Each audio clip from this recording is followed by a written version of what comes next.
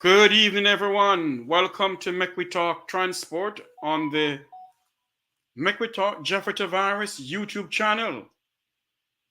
This evening, we're going to speak about what is going on in the transport sector with members of the transport sector, and also what is going on with the Jutc, where it is saying that Jutc is projected to lose $11.4 billion in this financial year.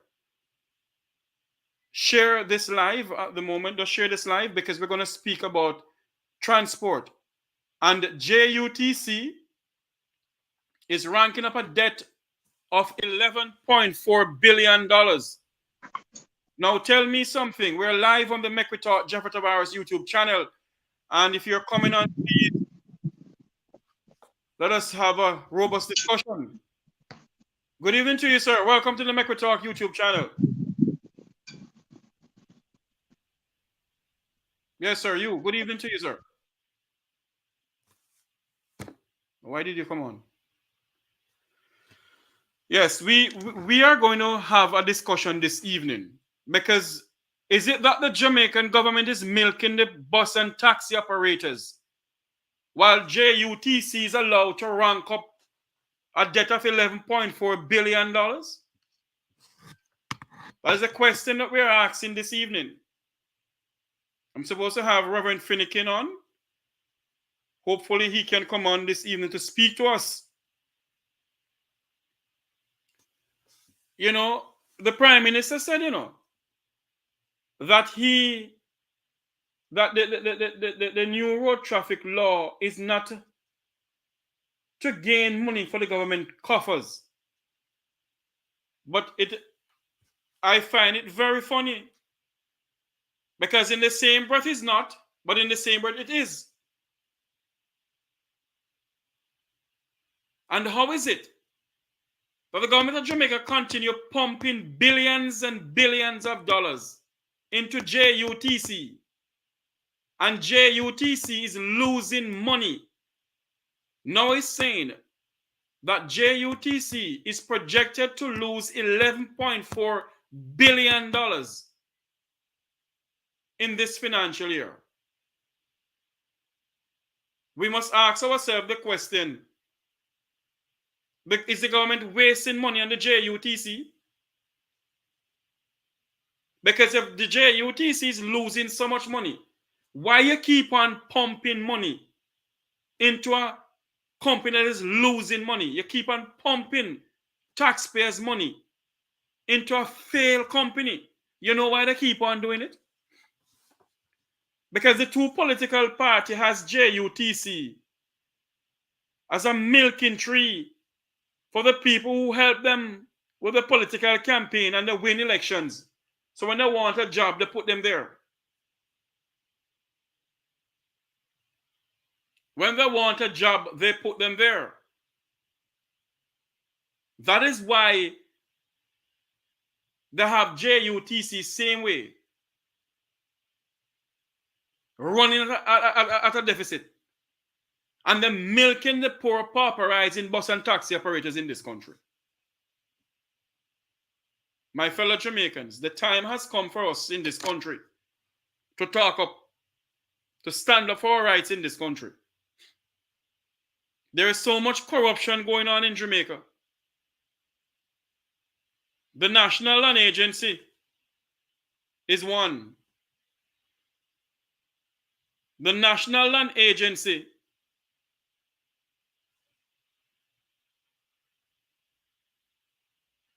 has been giving away people land left, right, and center. There's a woman who lives in Trelawney. You see?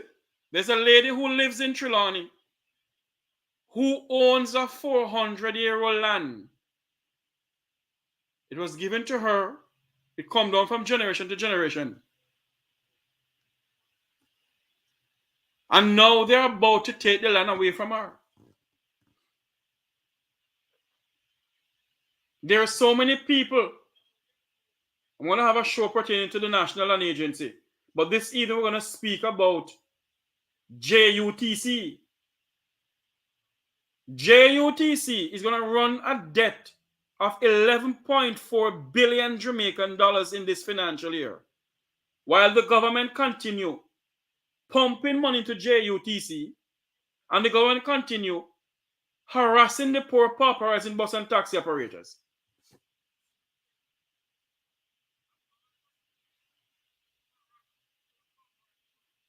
So the question this evening, must the government of Jamaica continue pumping money into JUTC when JUTC is losing money? Because JUTC have managed of every almighty God thing known to JUTC, you know. JUTC have managers for the windscreen, managers for the nut. JUTC have managers for the wipers. JUTC have managers for the indicators. JUTC have managers for the license plate. JUTC have managers for the bumpers, for the brake light, for everything. And you have people in JUTC running JUTC, not even have a degree. Not even have a degree. But I'll show you why JUTC is losing money. Because you have some people in JUTC who's politically appointed. And them don't do nothing. All them do is go there every day, cock up their foot in a Prado and drive around because they have driver. The two political parties in this country continue using JUTC as a milking tree, where they can politically appoint their friends and cronies. Listen to me. You and this UIC president Bangarang, not that this evening. The person who continues saying, I wish you and the UIC president have a... Listen to me. I don't speak to no UIC president. I'm a Jamaican, me neutral. I am a very neutral person. I am neither P nor J nor UIC.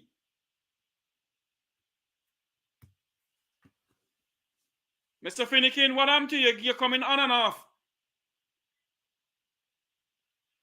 So this evening I'm waiting on my guests to come on.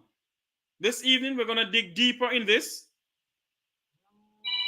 We're gonna speak about what is going on in the system. We're live at the moment. We are live at the moment. We're live at the moment. We're live on the Make We Talk Jeffrey Tavares YouTube channel. So I'm asking Mr. Steve Hessin to please come on to the link that I send him. We're going to have a discussion this evening.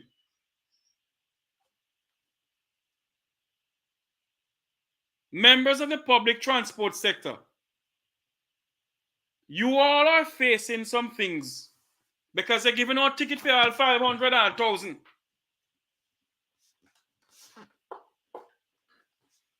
For $500 or $1,000 they're giving out tickets for.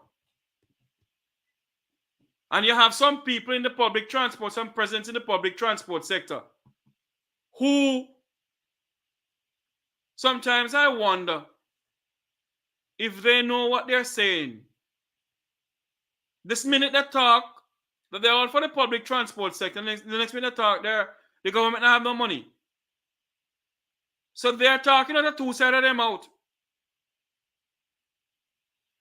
And I'm speaking on none other than Edgerton Newman. Mr. Edgerton Newman, you're speaking on two sides out of two sides of your mouth, you know. And it's time you stop the nonsense. If you're a person who speak up for government, then stay in the Labour Party government now. And come out to the transport sector. It make any sense that you speak on the two sides of your mouth? This minute you speak for the transport sector, and the next minute you speak for the government. As if you sit in the House of Parliament, Mr. Newman. Huh? That's the question we need to ask you, Mr. Newman. Are you speaking for the poor pauperizing bus and taxi operators in this country? Or are you speaking on the behalf of the Jamaica Labour Party government? Mr. Newman, make your mind up if you want to be a part of the public transport sector. Because don't get me wrong, you have been a good person in the public transport sector, but after a while you change like green guana. Good evening, Mr. Finnegan and Mr. Clark. Good evening, Mr. Finnegan. Welcome to the Make We Talk program, sir.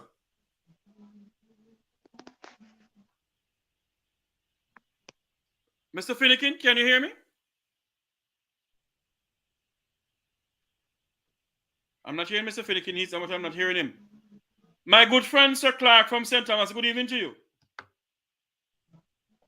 Good evening, Jeffrey. How are you doing? And I'm good evening doing to your good, sir. listeners. Yeah, the question I'm asking this evening, the government is milking the poor bus and taxi operators, while JUTC is allowed to rank up a debt of $11.4 billion. You have some people in JUTC who is politically appointed, and all of those drivers when they fuck up on Prado. you know, Jeffrey, I've been looking at the JOTC story for quite some time now. And I've never heard JOTC running at a profit. It's always at a loss. But then I realized that this old ticketing system where police are told from training school that they need to write certain amount of tickets per year. And I realized that the JOTC is subsidized, but the taxi and busmen that run the coaster buses and the regular taxis are paying for that subsidy that goes to JOTC. And that is why they don't have bus stops to stop. They can't stop on them. And everywhere they should stop is a yellow line. So they're making it hard for them to operate without getting a ticket. So they must get tickets. So obviously that the bus and taxi men that running the KMTR is funding the subsidy for JOTC or is funding that and other things and helping to balance the budget. See, they issued illegal tickets up to 2018 from 2006. And they're supposed to refund back the drivers over $3 billion. And you don't hear a peep squeak about it. But yet the system has a flaw where the same tickets keep coming back. So if them are idiot, them have to pay the same tickets. I've had some conversation with some of these taxi men.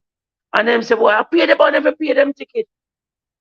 But then I can show them videos of drivers that have a printout and have tickets that they paid for with the receipt that is still on the printout. So if they never had their receipts, they would have to double pay and triple pay and quadruple pay for the same tickets over and over. And it is wrong. And you see, there's a saying in Jamaica, Mr. Tavares, that the head of the stream is dirty, the bottom most dirty, don't it? And there's also another saying where say monkey see and monkey do, don't it?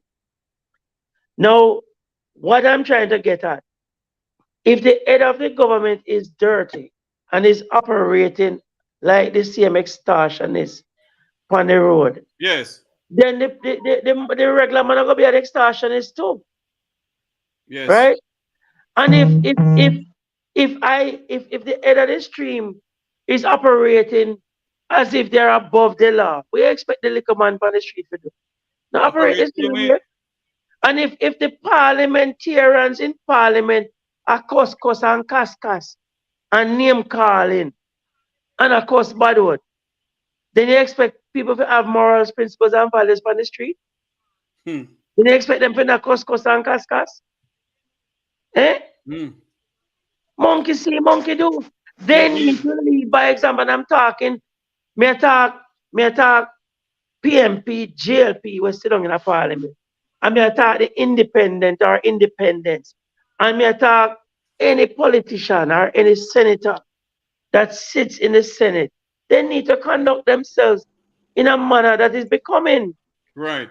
It is too long they're behaving with this rash type of behavior and lewd behavior. Then we expect the little youth them put up on the street.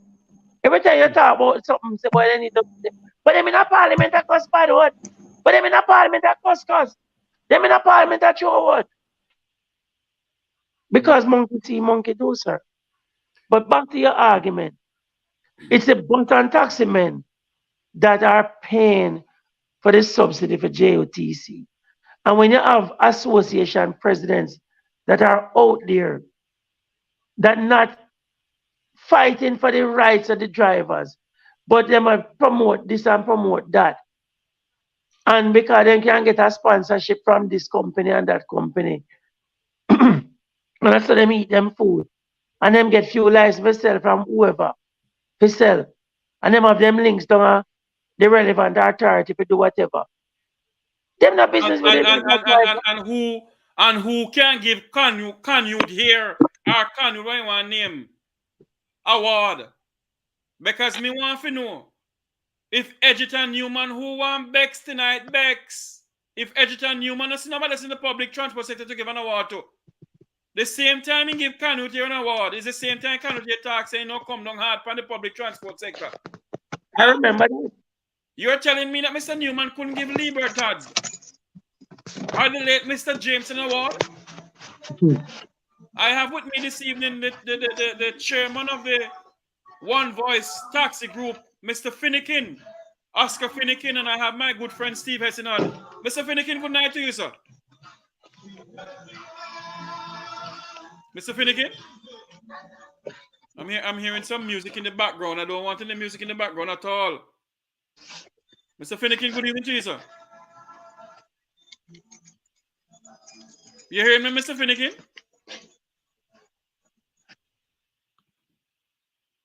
Steve Hessin, good evening to you. Unmute your mic. Mr. Hessin? Oh. Good evening, Jeff. Good evening, Mr. Hessin. How are you doing? Hello? Yes, Mr. Hessin, good evening. I'm not hearing you, Mr. Hessin. Unmute your mic. Don't know what's wrong with it.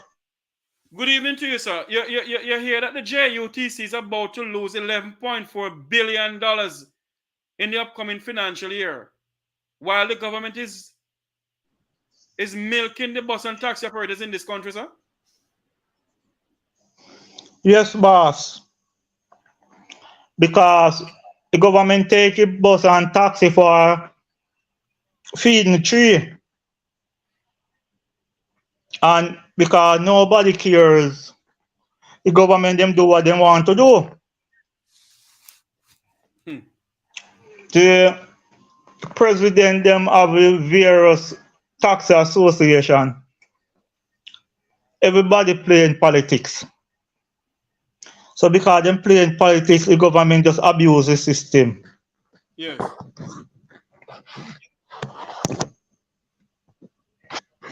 You understand? Yes. So what do you think, as a Jamaican, do you think the government should continue pumping billions of dollars into JUTC and at the same time they nyam the money and they come out the other way because there's no profit being made? $11.4 billion gone down the drain. Over 5 years ago, me always believe that the government is supposed to give up the bus system because the government cannot run a good bus system in Jamaica. But because it's a feeding tree for the government department, them hang on upon it. Because everybody, the JUTC bus top is very heavy. Very, very heavy. Yes, and because of that, everybody want to hang on upon it. Everybody want to hold on upon the top of it. So it's very hard for them to let go. They're not going to want to let go. Everybody knows a cash cow for them. Yeah, man.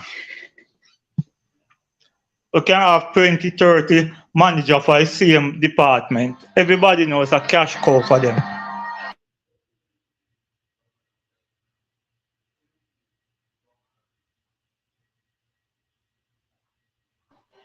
Jeffrey, Go ahead, go ahead.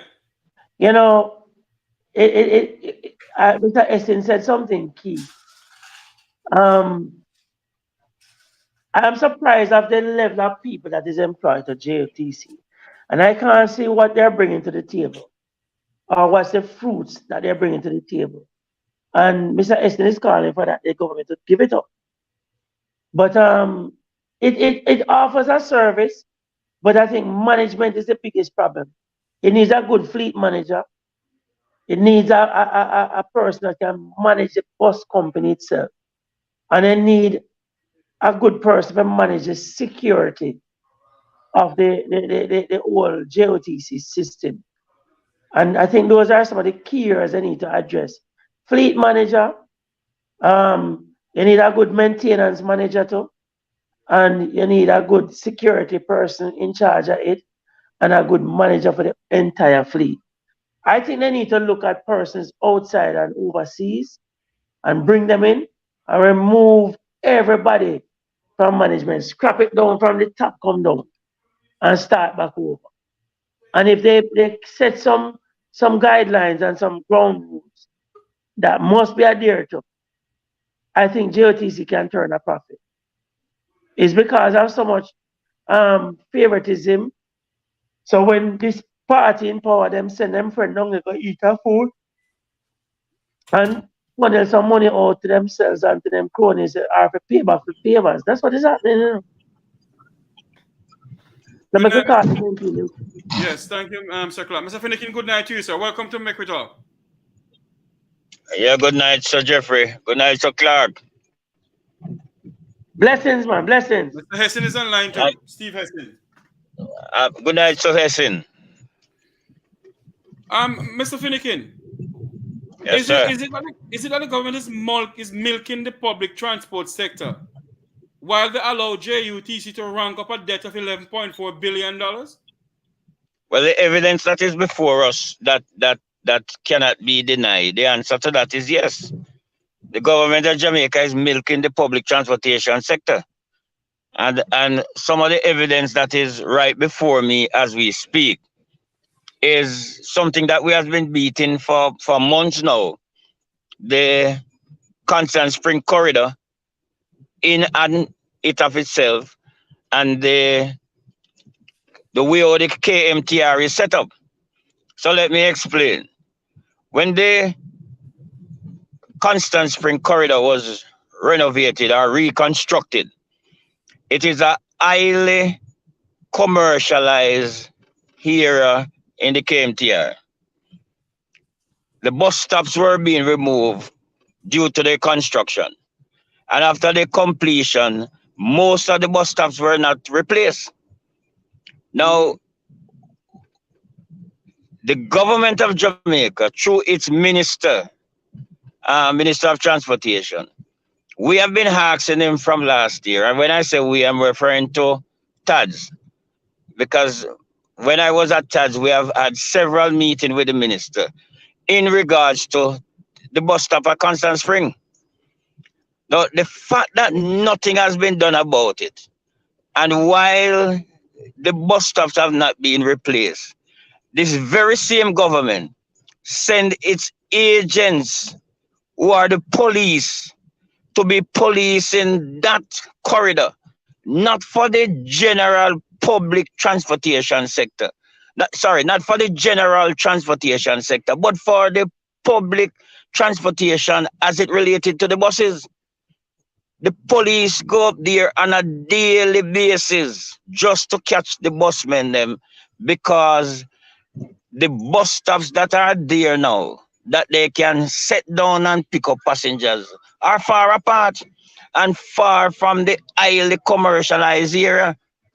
And so wherever along that stretch, the busmen stop to pick up or drop off a passenger, they're going Mr. Jeffrey, Yes. where the police would hide around the corner at Mirabrown corner. Mm-hmm. And body would be around the corner, and the other half that are a little bit from the shoulder up But would be. But hold on, bending Mr. around the Finnegan. corner to see all the stop that the bus make. But hold on, Mr. Finnegan. To see all the stop that the buses made coming down on that corridor, and then the police stop them. But Now, hold on, when these drivers hold on, are Mr. stopped, Finnegan. Mr. Finnegan, hold on a minute. But isn't that the road traffic law? Oh Lord, we have lost Mr. Finnegan. The road traffic law said that the police must be visible. Isn't that true, Mr. Clark? Yes, they should be. And they should have on, they should be properly attired. Yeah, regulation numbers and everything. So if they're stopping people and that they're not properly attired, that's why I keep on saying the members of the public transport sector, bus and taxi operators must know their rights and must know the law. A police can't stop you behind one guango tree and then come out. That's entrapment. No laws in this country, go sir. Jeffrey, Go ahead. I wish Mr. Finnegan is hearing me. Yeah, he's back on now. I saw a ticket somebody got for their elbow on the door of the car. And they charged them 5,000 for body protruding. Let me say it this way in a question form. How is that body protruding if the road code says that we should sometimes physically use hand signals to make a right turn, a left turn, or going straight? And I still body protruding that so? Yes, it is. Eh? Yes, it is. So that policeman did that on that ticket to have him hand on the window sill. And the mirror would be further out than his elbow. So that ticket needs to be challenged in court. That's a misinterpretation of the law. You know something, Mr. Clark? I think some of these people who organize or who help to formulate the new Road Traffic Act, you see? And some of these presidents who are in charge of the taxi groups, themselves not read it. They don't read the new Road Traffic Act. All right? There's a question I want to ask. Hold on there. They will say one thing now. And when they go Spanish Town, our downtown Kingston, we're going to meet at Pegasus in a New Kingston. We're going to meet with the Vumvava and the Vumvavine. Then chatter one side of the other mouth. Isn't that true, Steve Hessing? Yeah, but Sir Clark. Yeah. That I asked about, right? If a police stop you and them give you a ticket, the first thing a police saying to you, you must go court. And these judges nowadays, them don't really want to hear nothing from you. Because if you put out your hand to make a sign to turn left, right, or you're overtaken, you're supposed to push your hand over to show that you're overtaking. These judges, when you go and you're trying to explain to them not hearing, because here's a policeman tell me something. One of my half brother, him died now, he was a police in Spanish Town. Named Scatter, him Louis, them used to up and down. His right name is Louis Garden. And him tell me one thing, if you write 200 tickets in a Spanish Town, him don't worry because him getting paid when the end of the month.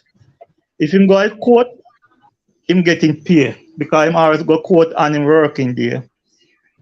And if him don't feel like to go court, him don't go. But we have to go. We have to go to court because if we don't go bench warrant and those things come out for us.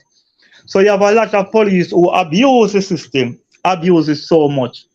I see one ticket right for $500,000 for a tint. And up to now, tint. Them say tint is too dark for the vehicle. So $500,000. Did the police have a meter reader to read the tint in the sense? in him brain. So, okay. So he's operating like how Ratcliffe used to operate. But the thing what hurt me, 500,000. Now tell me something now. Is it that the system has a glitch or the police really give the ticket for 500,000? So Jeffrey, Go ahead, sir. you can't start talk now like President Newman, you know. With what? How may I Because talk about President Newman? You Mr. Finnegan? I'm not talking like, hello, Newman have an agenda. And Newman have a bed to feather. I don't have none.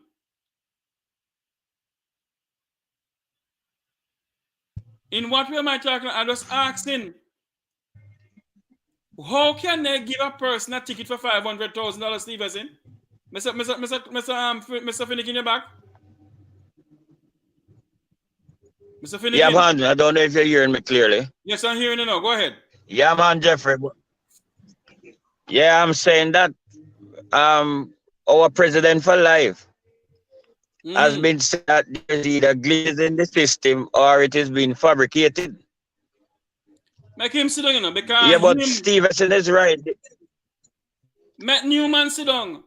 Because Newman know what he's doing. Newman know what he's talking that way. Mr. Newman is a member of the Labour Party government. You see? Mr. Newman talk a two-sided mouth. Go ahead.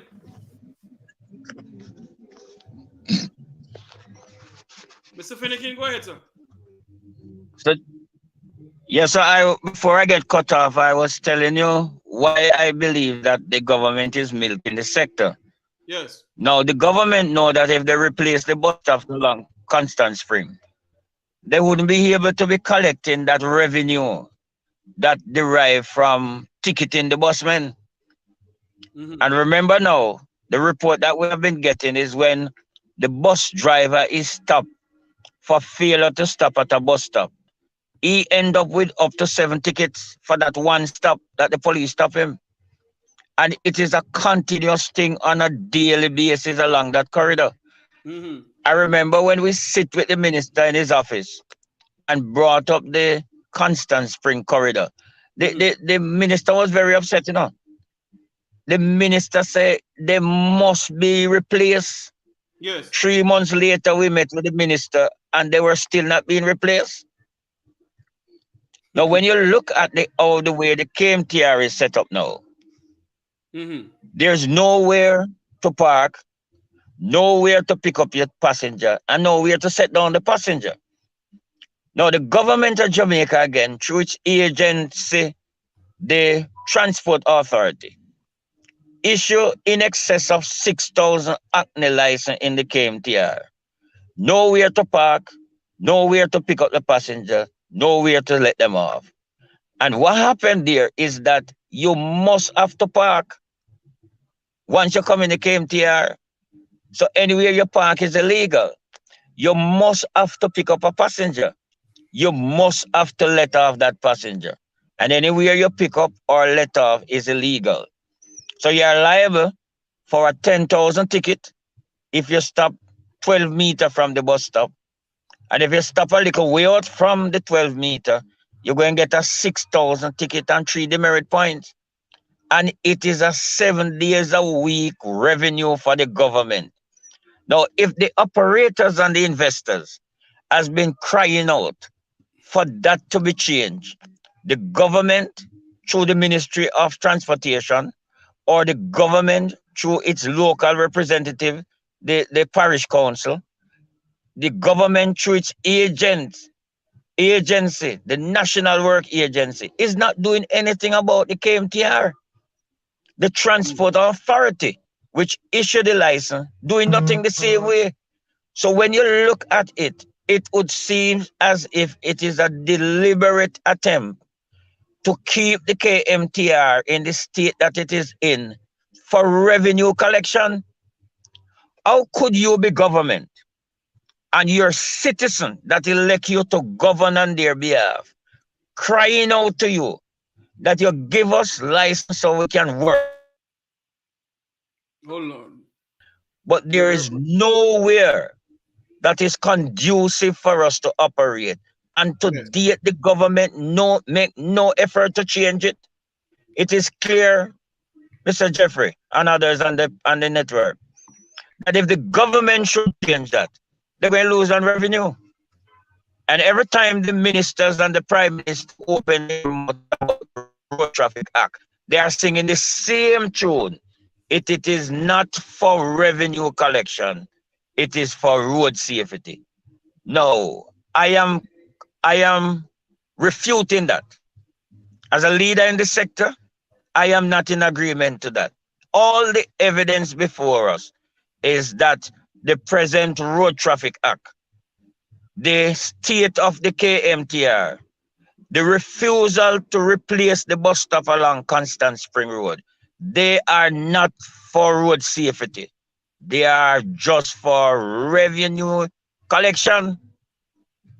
So it doesn't matter what the prime minister says, and it doesn't matter what the minister says to convince us that it is for road safety. There's no evidence. There's no data.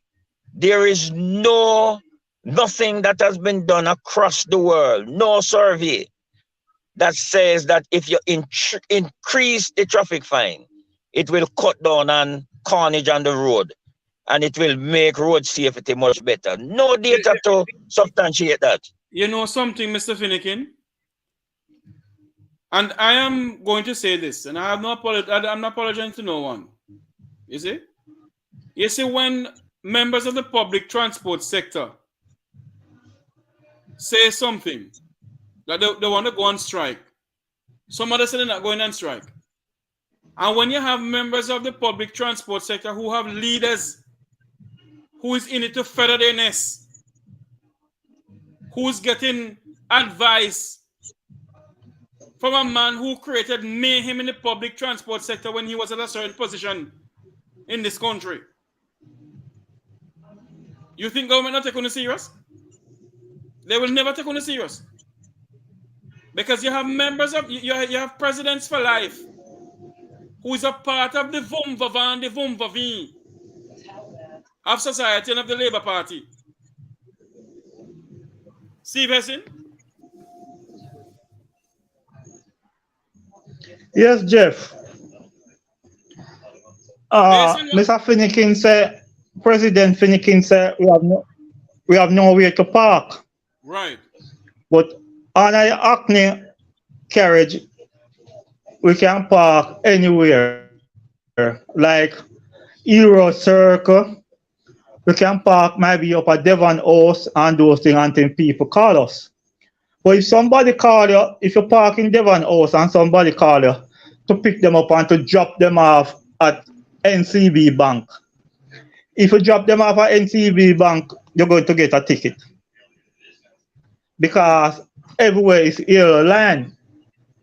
So the government tell you that them to provide for the Acne to park. But at the same time, if somebody call you, if I'm at my home and somebody call me to pick them up anywhere in a carpet era, and I go to pick them up on an airline is there. When I'm going to pick up a person, I'm going to get a ticket. So that is a big corruption where all the Minister of Security, Minister of Justice, and Minister of Transport, all of them go around in a Kingston and St. Andrews and then paint. When you leave Constant Spring, straight to downtown at Yellow Line. From Arthur Tree straight to Papine at Yellow Line. When you leave downtown going to Papine Yellow Line, You see, all these places Yellow Line. So if we have Acne in here. And that is why I'm saying, Mr. Hessin, that the public transport sector have the tool in their hand and they know what to do. But they will not come together because you have one group saying no, the other group saying no, and one group saying yes. So do you think that is going to happen, Mr. Hessin? Jeff, years years you hear me crying out, and it will never get better. It'll get worse and worse every day. Anytime you have association who is feed from a government copper, that association going to defend a government. And anytime we see a president, okay, we're in the carpet era. We have about three outstanding presidents now. Mr. Louis Barton, Mr. Finnegan, and Edgerton Newman. Outstanding president. If you find out, yeah man, yeah man. But here thing about it now. When Mr. Finnegan, when one vice call this strike, Tads and Jutc said them don't agree to it because no reason. Because them and the government are run marathon meeting and all of these things. Because of Finnegan Carly. Yes, yes, and them don't want to know that a new kids come on the block and him successful more than them how many years. Mm-hmm.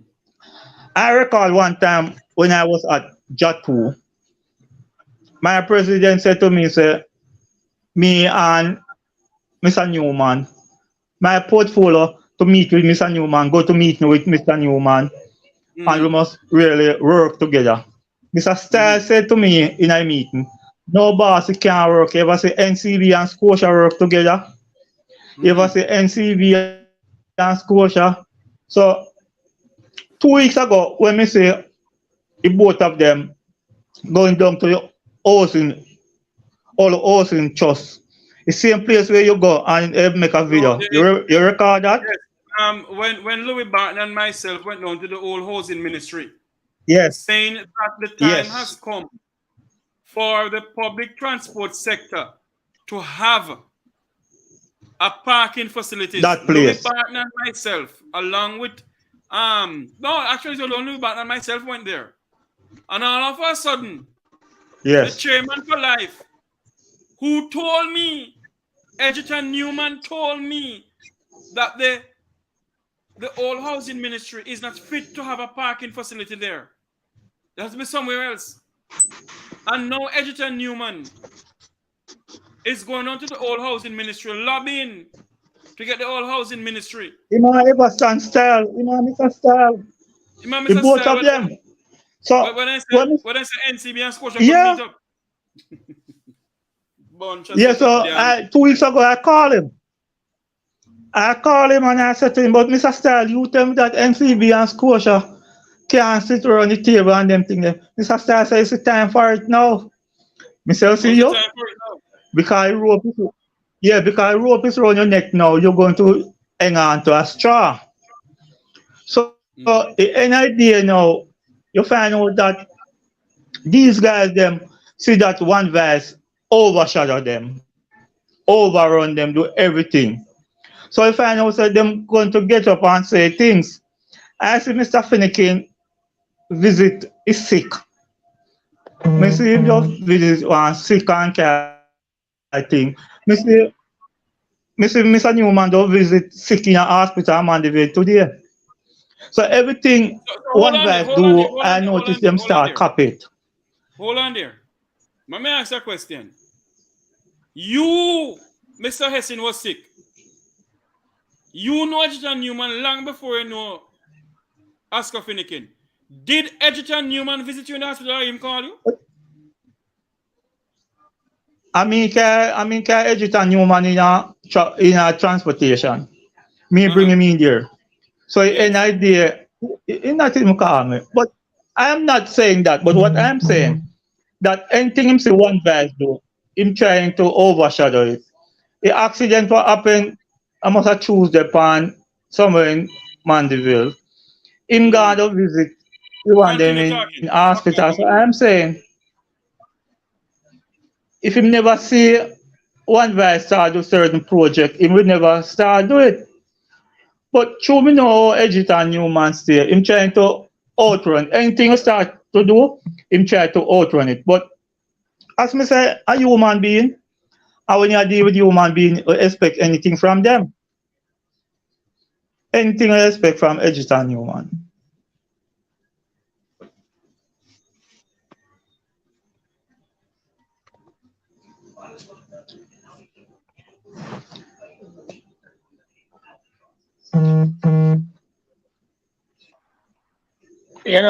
Mr. Essing, it is sad, that Yeah. some of these presidents don't have the real interest of the bus and taxi men. It is sad that an organization or organizations call for a withdrawal of service and there's no full participation. It is sad to know that persons don't really stand up for the sector in a wholehearted way. It is sad to know that you know persons would ignore the real meat of the matter, like the ticketing issue and this new fine structure that they have with the new Road Traffic Act. And persons are busy about doing other promotions instead of addressing the harshness and the severity of these fines. It is sad. And I think for me, a withdrawal of service is far over. It is exhausting. I think we need to start to tackle this thing from a legal perspective, pick out some class action suits and challenge the government. Let the court challenge the government. Yes. Because calling for a strike, it only open up the presidents or whoever try to organize a strike, because then you're going to hear someone that try to push violence and someone is asking just for withdrawal of service. And you run a risk that people start to send police after you, say you organize this and organize that. So I think the safest route and the most effective route is to do a petition and to do a court action and attach signatures to these court actions. Okay. That's what I think they need to be done. I think that will be more effective. See everything Donald Trump got court for. Everything go court for. Mr. Clark, continue take over 5 minutes from now. Yeah, man, no problem, no problem. So, Mr. Finnegan, Yes, sir. yes, I heard some time ago that you had gone to get some legal advice. Is it something that you can share some of what the advice was? Did the attorney advise you that you could um go through the court to challenge some of these offenses that was created in the new traffic act? Where the new traffic act is concerned, we have not started consultation directly with it, but we have done consultation with several lawyers, and most of the lawyers that we have met with, three of them to be specific, have advised Mm, us that we have strong cases can go before the court with, and these cases mm, has to do with um, traffic offenses. It has to do with um, the old ticketing system. It has to yeah. do with the KMTR. Mm-hmm. The problem that we are having is one, we're not getting that type of support from the investors where Mm-hmm. mounting a court action is concerned. And the operators and the few investors that are willing to go the route of the court are not able to fund it because the matters that we are pursuing so far, we're looking in excess of $1 million to take out any of those matter within the Supreme Court. So that is what give us a setback. But it is still something from the one voice point of view. We are still pursuing it is high on our agenda. In fact, even today I've gotten 5 calls from operators telling me that they have their contribution ready to put towards the funds for the injunction. But Mm-hmm. the injunction is not cheap. It's a lot of money. All right, Mr. Finnegan. Mr. Finnegan. Uh, Let me suggest something to you. There's some videos circulating around with a young man that is at law school that he is challenging the police and the road traffic act and the stopping of vehicles and stuff like that. Um, I think you need to find him. Sometimes when you use these young attorneys that are hungry for a name, it is one of the best avenues to go with cases like those. And you work out an arrangement where they get paid after, or um, you agree on a sum that they get if they win the case. Something to that effect. Those kind of arrangements you can do. Instead of going to some of these big, you want somebody who's hungry and thirsty to make a name. And I think Isaac Buchanan did something like that. Now he's one of the biggest attorneys. So you need somebody like him, where it don't cost you guys so much, but at least whatever contributions you can get, you can pay it forward then. Say, listen, work with this for your expenses or whatever. And tackle it. But you need to take it into the court where you're challenging these things. Because some of these offenses, the fine structure that is on it is ridiculous. You know, a taxi man work X amount a day and X amount a week.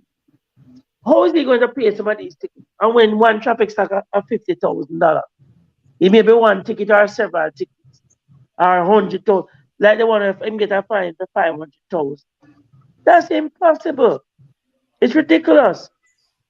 Some of these fines that it's really a revenue generating system. That's what they created. A cash cow. And they need to stop it. That's the reality of it.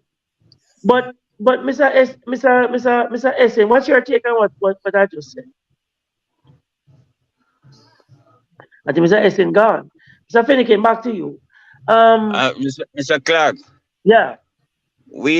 I personally and One Voice, we don't know of any lawyer that would be willing to take up these matters on a concession that after winning they be paid. That is one. Two is our information with past um, public transportation owners, operators that has taken the government to court. It has been an uphill task for them. Some things Mm-hmm. that they tell me that they have got through because the government used their power and drag them through the court until they are broke.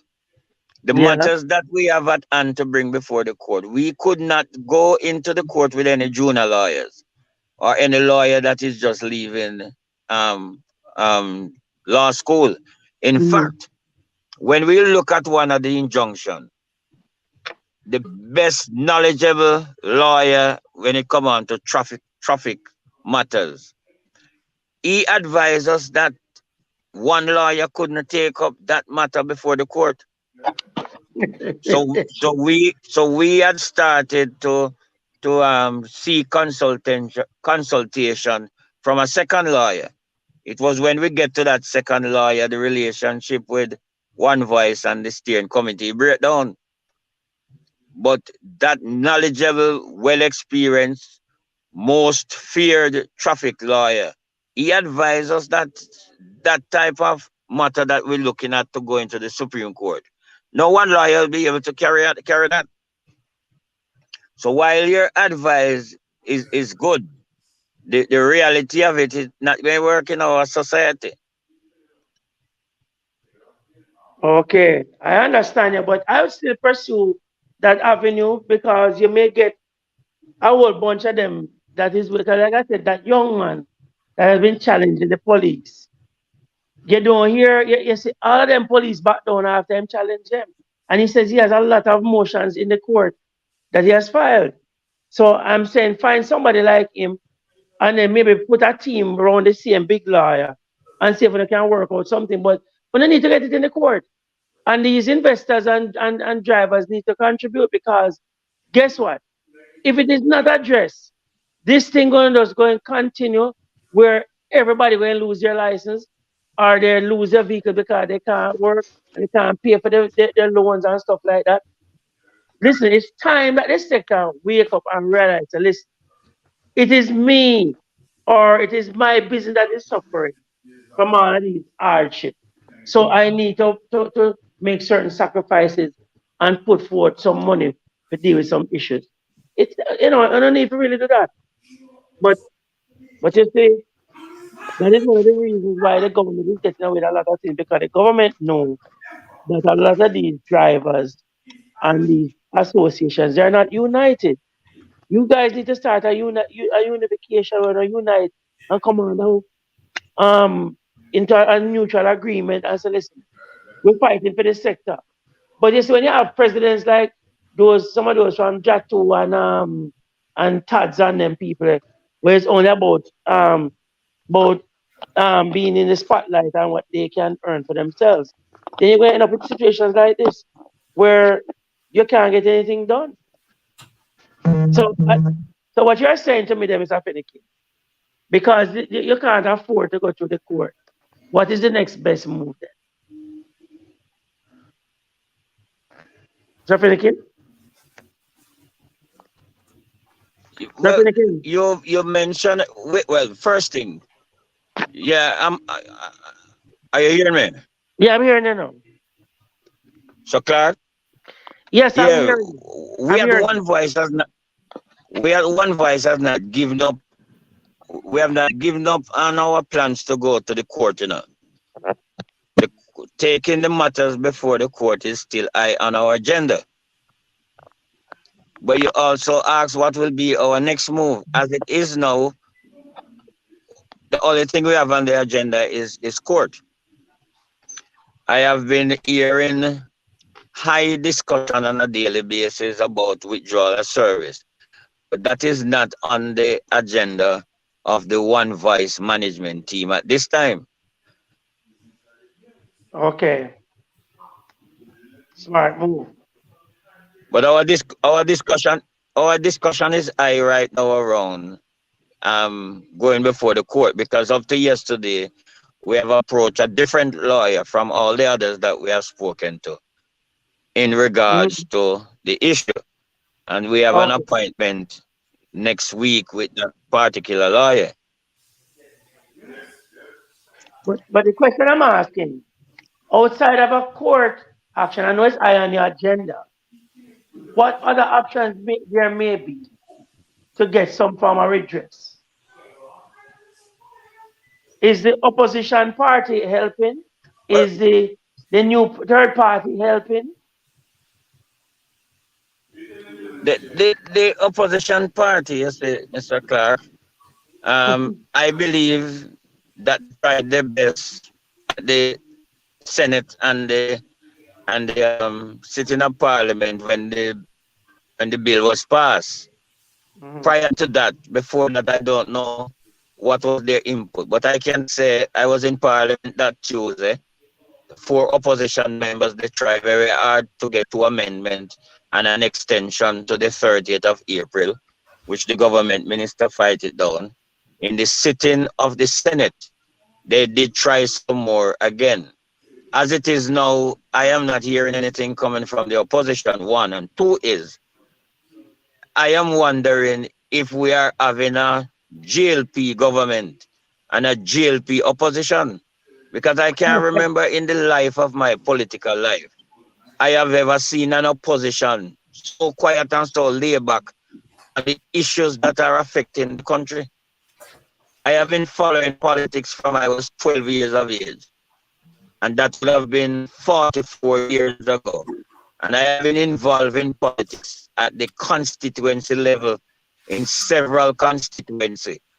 Mhm. And I have never seen and can't remember any opposition has ever been so laid back and ever been so silent. So That's why I asked the I am question. not even sure if we have a real opposition in this country at this time. Well, for I the agree the with you. the UIC, well for the UIC, they have been reaching out to us at One Voice. We have not been able to follow up on the meetings with them, but they have been reaching out to us. Well, maybe they need to fund that court action that you need to do. And maybe you Who need need to to fund it? UIC? UIC or the PNP, the opposition. They should have funding can do that. So listen, if they want to I, vote, Mis- if I, they Mr. want to vote tonight, there's a big pool of voters right there in the transportation sector. That is why I don't understand how the government deal with a sector like that. Because it's the same sector that move the politicians in their political campaigns and their conferences. So I don't understand. when You we know, met with so, so Clark, yeah, man, I hear you. in one of the meeting that we have with one of the government ministers, you see, Mm-hmm. I said and I quoted from my presentation. Minister, let's say we have no regards for the operators who I represent. Mm-hmm. And if the operators are out, then the investors' buses and cars are going to be parked. I also Mm-hmm. represent them. And I looked in the direction of the minister and I said, then, Minister, what is going to happen to the economy in which you preside over? No, I said, since we're not paying any attention to the operators because they are out and bad and they are creating mayhem. Right. And when they are taken out either by warrant or by fear and gone into hiding or run away, then the investors' bus and cars are going to be parked. What is going to happen to the economy that you preside over? And the minister said the economy going to crash. And I said, you're right. And that is my position. Hmm. So the question you ask is why is the government treating the sector like this? My You want the position answer? from last year and my position from last year and it remained the same. The government of Jamaica have no respect and no regards for the public transportation sector. It is the sector that moves the human resources So of the the country. truth is, right. But the truth is, the transportation sector is the one that. Hold on 1 second. 1 second. I'm having a technical difficulty. The transportation sector is the one that is really an essential service, I'm not because they are hearing the nothing from your ambulance, the Sir fire, Clark. they're everything. You're not hearing me? 1 second. You gone, Sir Clark. I'm not hearing you. Hello. You hear me now? Yeah, man, I hear you now. Once I tried. Oh God, what happened to me? Yes, you hear me now? Yeah. I'm very low though. One. You hear me now? Yes, man. We hear you clearly, so clear. All right. So I'm saying the transportation sector is the one that does the work of an essential service. And I just don't understand why successive governments have treated the sector in such a disdain manner. Because if it's an accident or a medical emergency, whatever it is, it's the same taxi man or bus man. And even in COVID, if it wasn't for the bus and taxi man, another person would have died from hunger. So why is it then that the sector is treated in this manner? I don't understand. Just I need to turn over back to you. Not for long though. But um, Sir Yeah, Clark, yeah, Sir Clark, yeah, yeah. if we have 40 odd or 50 odd president in a sector, and out of 50, put it 40 and is one come out to defend a sector, what we expect a government going to look on us as? It's, a, it's just an idle set of people. Exactly. Because if after 8 years, 9 years, we don't get a raise, and everybody sit back and listen to the government, if the government say yes, them say yes. What the government look on us as are just a bag of eyeglass. In every Exactly. different sector, people can stand up and demand what they want. But in a transportation sector, we cannot demand what we want because all the road taxi president, them cannot come out and say nothing because transport authority have red tape over them mouth. Because they give them license to sell. Jeffrey, shut your mouth. No, I just tell Jeffrey before that. If a road taxi president come out and say anything about transport authority, they take away the association from them. They Oh. mash up them association. So that money what them supposed to get in a February and March to April, them cannot get it because transport authority going to mash up the association, take it from them and can turn it over to our next association. So nobody want that plate of food to remove from them. So everybody just keep quiet. So the transport authority have a rope around all the president them neck. So them can't cry out. You know something? We're gonna wrap up in the time soon because it's nearly 10 o'clock. And I was in a program before this. There is so much corruption going on in this country. Corruption here, corruption there. Corruption at the JUTC.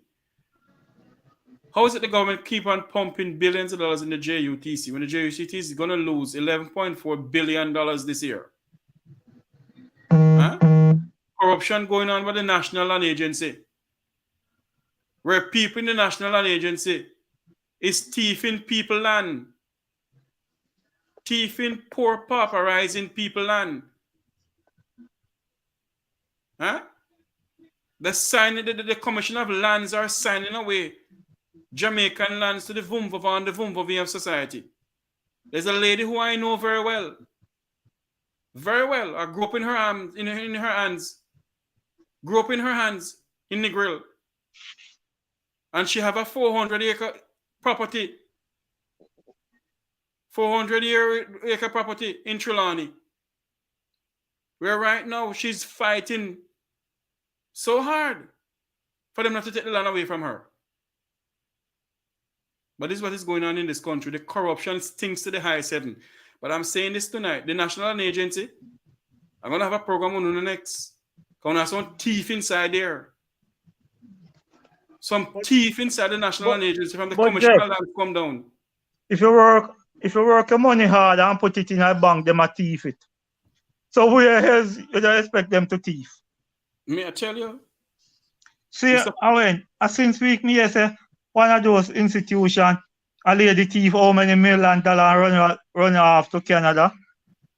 But look at it, Mr. Hessen. There's no way she can go through the immigration with $35 million in our bank. Nah, man, that's a simple money to go through, Jeff, man. It cannot go through, Mr. Hessen. They don't ask questions where you get the money from. Yes, but Jeff. If you go to Canada, you're going to happen the same way too. Jeff. Yes. I know people who transport money from Jamaica go upgrade US, right? And cash money them transport. The only thing them do, the air horses, them just pay OS a thing and them carry through for them. Or a pilot. That's politics. Anyway, hold on there. I think I have somebody else coming on here. One of my good friends too. Oh yes, I have Mr. Wayne Lonesome coming on. Good evening, Wayne. Hey, Jeffrey, how you doing? I am good, man. I have Mr. Finnegan from the One Voice Taxi Group, your good friend Sir Clark from St. Thomas, and my good friend Steve Hessen. We're speaking about the JUTC and the public transport sector. What is it JUTC losing $11.4 billion while the government pumping the bus and taxi operators? Can you imagine, Jeffrey, when the government, before the government take over about the bus system, right? Yes. It was in private hands. After the JUT, after the old system, when they get rid of the old system, right? When it was in private hand, it used to run without all these kind of hiccups and problems. Now you think that the government come and took over the buses and it's supposed to run good. No, you know why it's not running good? Yes. Of this big overhead. Them employ so much people, paying them the amount of money this big old kind of pay them paying these kind of people. I don't know for what, you know. Because One name Ratcliffe. One name Radcliffe Lewis. Yeah, them take on this policeman. Plus other people paying them millions per year doing what? They're not no bus driver and conductors and things like that. You understand? And then them, you know, so the overhead's so big. Plus you have a lot of thieves. Yes. So you must have some run up things run up like this. It don't make any sense. I bet some private Jamaican go back in some private and Jamaican running this system. I bet it don't make profit. You know something, Wayne? When you sit down and look at what is going on in Jamaica, they're pumping billions of dollars in JUTC. And the directors and managing director of JUTC, they don't have no degree behind their name. Because they're politically appointed by the two political parties in this country. So how is it now, Mr. Lonesome? You are running a company. And you see the company losing billions a year. Will you continue pumping billions back into the company, sir? It don't make any sense. And then you have to ask yourself again now. So how the company losing billions per year, but you still we see them buying all electric buses. Them buying more things, them doing more things, Jeffrey. Yeah? Investing more money. You know, to do what? To do what? Wasting taxpayers' money? The government said them subsidize it every year. We do much billions, and I can't even understand it. Because you have a man who run a little taxi, right? Him make a little money. Yes, still a taxi. How much seat in the taxi? Must a 3 seat him have to use? Yes. One at the back and one at the front? Right. But him can run it and make a money. Him have to cover everything, you know, plus the ticket them and everything, you know. But not only that, Wayne. How is it that they keep on giving them road license, and there's no way for them to park in Kingston and St. Andrew? That's a next that's a next trouble question. Eh? And when you ask the Minister of Transportation, Kanana Pong, and you have some so-called presidents for life like Edgerton Newman, who is in the back pocket of the politicians in this country. He speak this minute for the transport sector, and the next minute he speak for the government. White belly rat. It's a flip-flopper. Yeah, flop, flip, and he flop. It's a flip-flopper. But this not good for the country though. You understand? I can't even understand. You're driving the bus. The bus is look all right. Look here.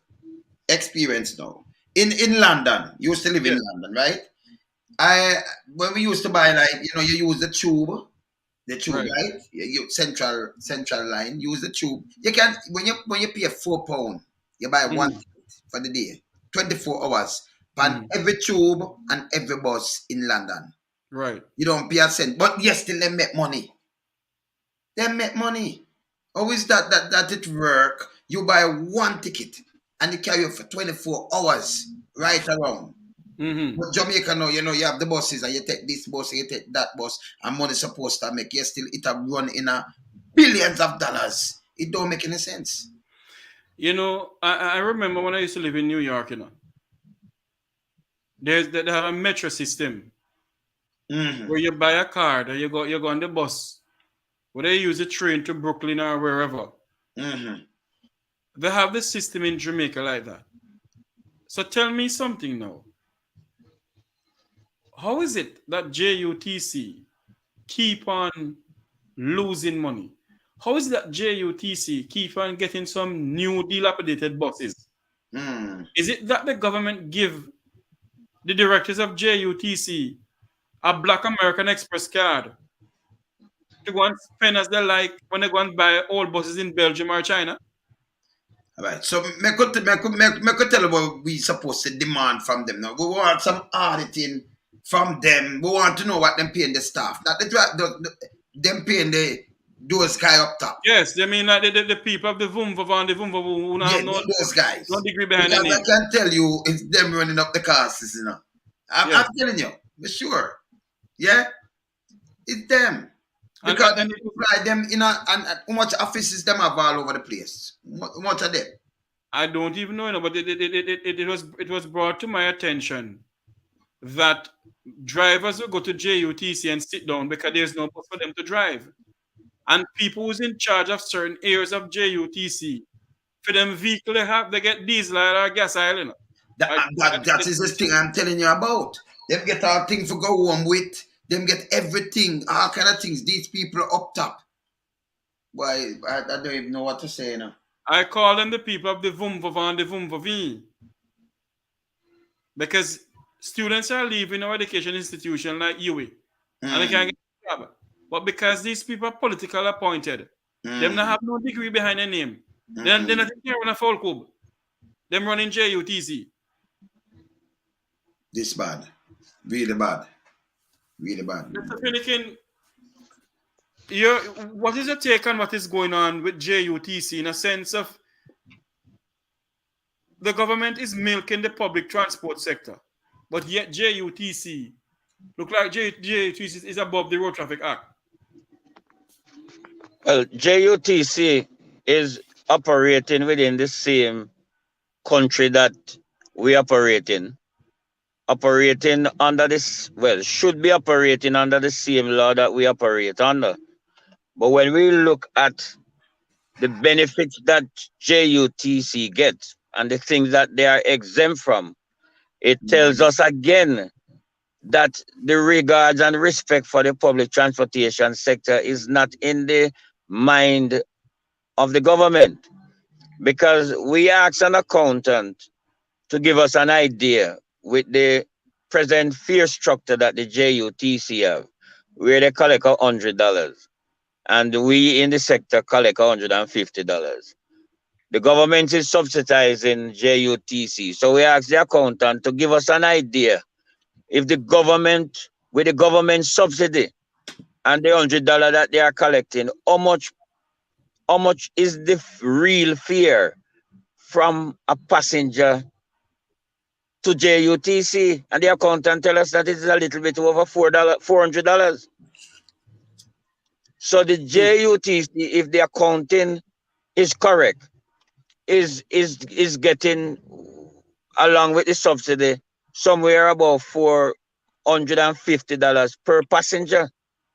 We are getting $150. Now JUTC is getting a subsidy from government. They don't pay insurance. They hardly doing any maintenance, and government buy all the spare parts and tire for them. The investors in the public transportation sector now have to be buying every single thing for their bus and cars, but still going 10 years now without an increase. They have to be subsidizing their costs themselves. And, so tell me something over the years. Tell me something now. Go ahead, Mr. Lonesome. Go ahead. Finnegan, tell me something now. So these are the same thing when we talk about Jeffrey.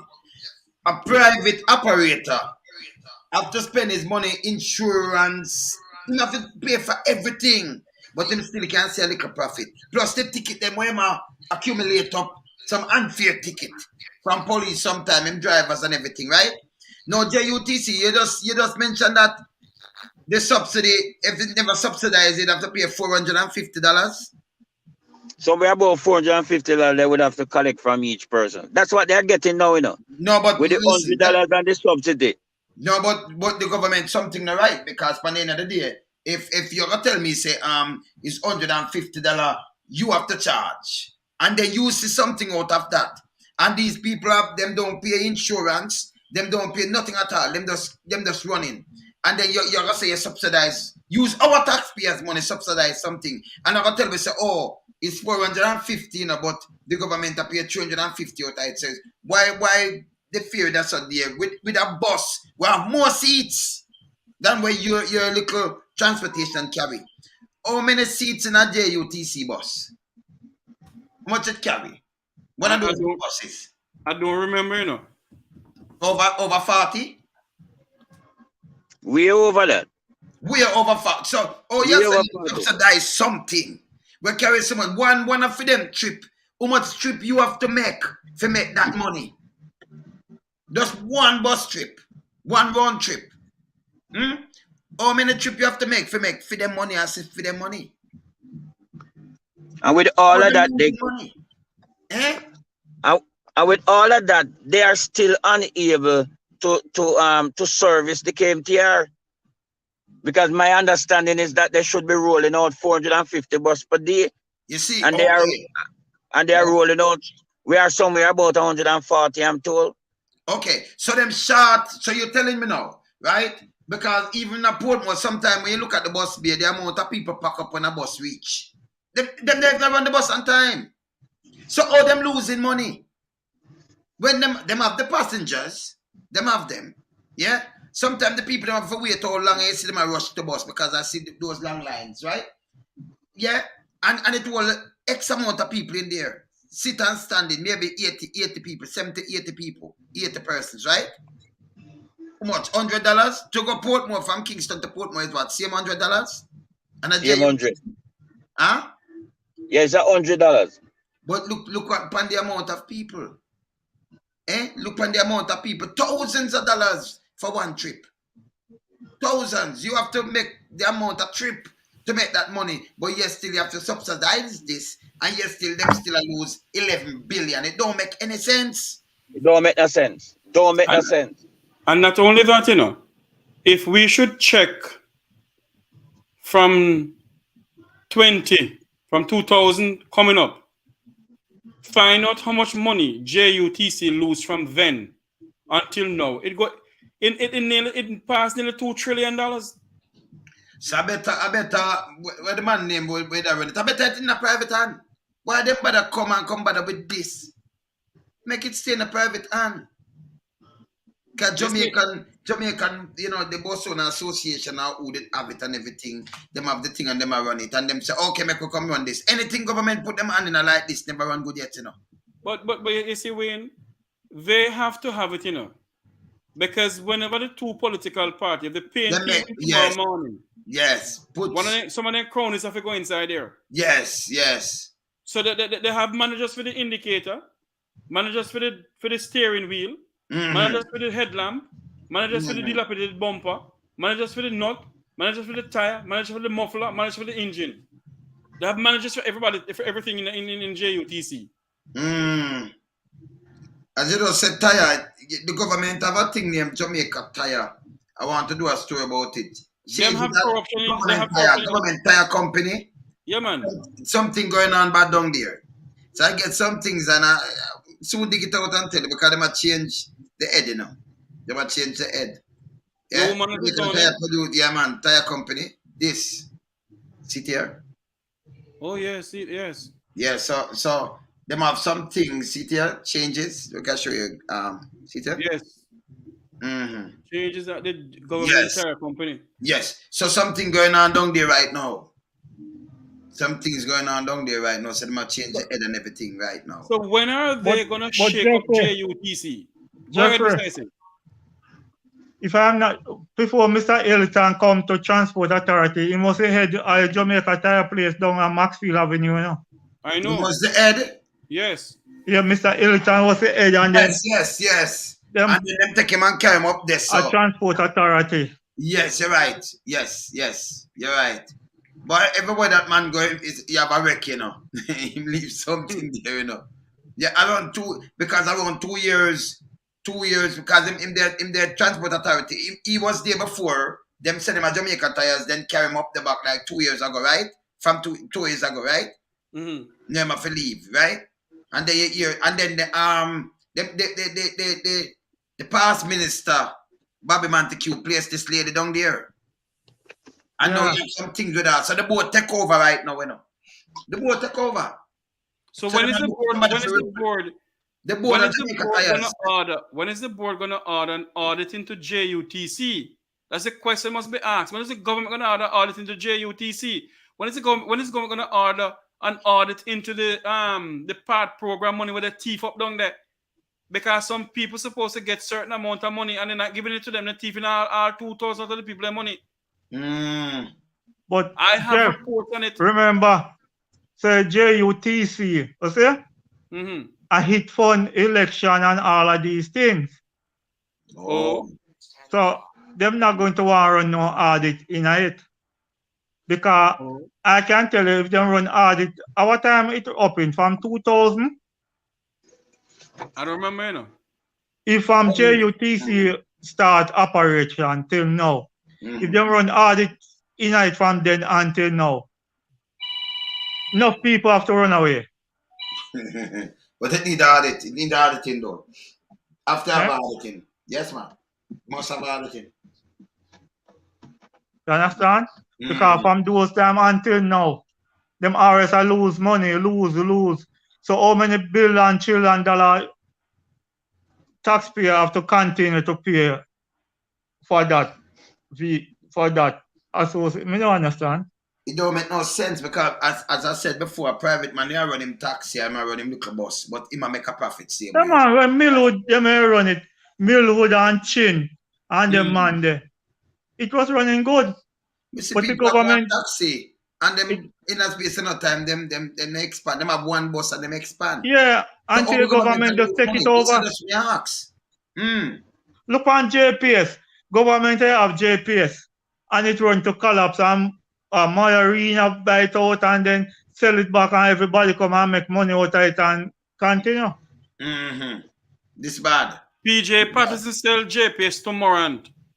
And them sell it out. Morant own JPS because Morant went bankrupt in the United States. Yeah. And when And come down here, come clear their money. Hold on there. When PJ sell Morant JPS for either dollar US or whatever, I can't remember. When Morant done with JPS, he couldn't pay off American government the money, sell it back and go and own a power plant in Texas. So everybody come to Jamaica like how they milk in Haiti. It's bad, man. But we put a stop to these things doing it. No, it can't go no more. This need to stop now, Jeffrey. Need to stop. Of course it need to. And then we have to talk out loud on these things, you know, because, you know, if we sit back and stand by them continue, we know the foolishness. We know the diaspora. We know the foolishness with them. Them things need to stop. And stop now. I want them to account, you know, Jeffrey. Of course we need to. Because the fact of the matter is, the fact of the matter is, Mr. Lonesome, I know for a fact, you not P nor J. I am neither P nor J. My J back no, sir. We just burn them. You see? And I am giving the National Land Agency a warning tonight. Only the thief poor people land selling to the friends and cronies. Uno want thief a woman land that is in her family for 400 years. Don't make me call in MI6 pound, you know. The National Land Agency, do not let me call in MI6 pound. If you say they call in FBI or SSL, you leave that woman land alone. Them no easy. Not easy. Not easy at all. Okay. You leave that woman land alone because there are certain things going on in this country that people don't know about. The people up in the Vumvava and the Vumvavini, they're the one who is taking away poor people land, thieving poor people land. There's a certain politician who resigned now. Him own 2,000 acre cane land at St. Thomas. Where get the land from? I invite. From who? Where From something there. Why my name? You see, I'm on the Transport Authority and him there in Sugar Estate. What name? Shakir. Shakir can't sell him the land. Him never have them money. A matter of fact, him not, the same gentleman Jeffrey attack. He just want some razor pay just the other day. Jeffrey, you just hear the health minister just say the money where them make can't support them none at all, so they have to do something. You just hear that.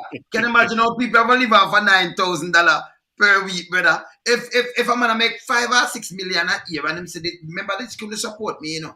He might tell you, this couldn't make it do me nothing at all. It's like I give my service.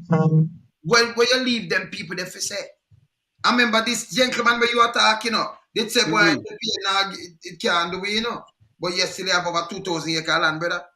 But You not pay only the taxes on the land. Where you get the money from buy the land? that. What the health minister said since night that the money with them they get can't do nothing.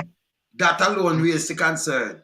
What about what about the poor lady, Aunt Jemima, who only get a little chip and saving from the part program, and a little chip and saving from the pension, government pension.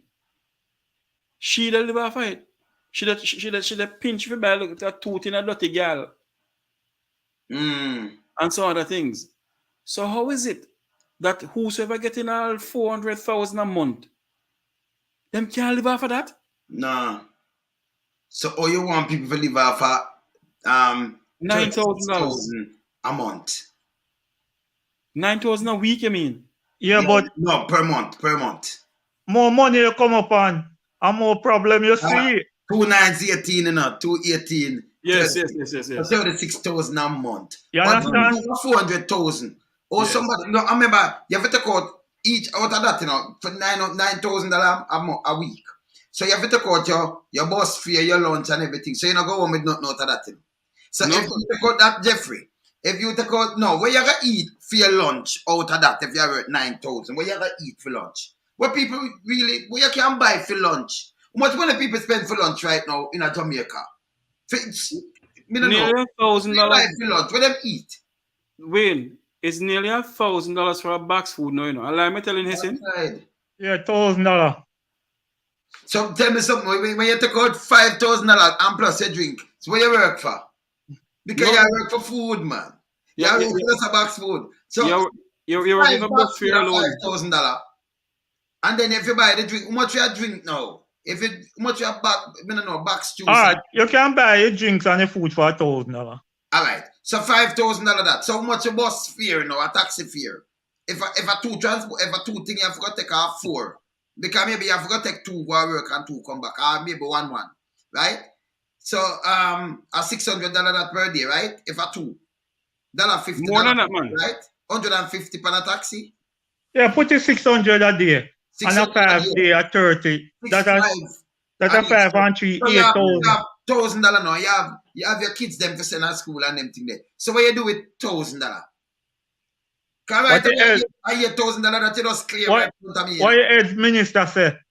More money you come upon and more problem you see. But almighty. No, but the minister say him can't live off a film pay. So me I say what them people do? How them people survive, Jeffrey? See somebody in the chat room is saying here now, Wayne.